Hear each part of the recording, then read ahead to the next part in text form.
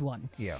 And it's one thing to love them and give that tough love at home, but at the workplace, Yeah. it's kind of complicated. Yeah. Because you may carry that forward, and then now you don't have a partner, It's true. or you don't have a child or an uncle, It's true. or a relative, And for that matter. And can you imagine a situation where you have to fire your spouse?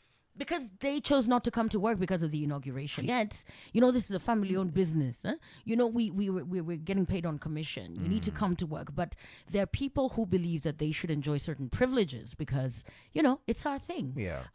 Working with friends can be even more sticky because, it's kind of hard to lay down the law and say, look, this is the framework of this work.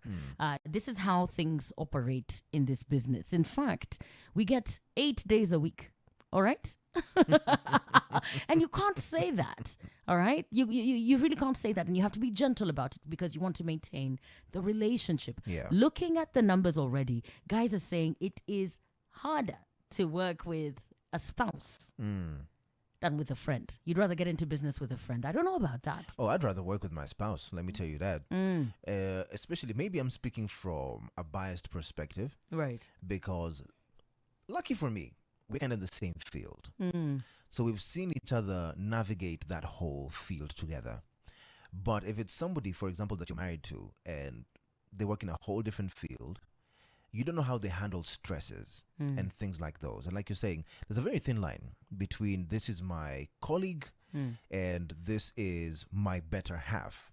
But for me, genuinely, I would rather work with my spouse. I've worked with her before. We've tumegongana vichwa. We have argued, we have fought, we've not spoken. But at the end of the day, we did the job, and we're still married. When the family feuds, nobody wins. And when we win together. Some people don't look at it that way, but others do, because now we've got a lot of comments on the timeline. And the question is very simple. If you had a business partner, who would it be? Can you stand them outside of the home? Can you work with them?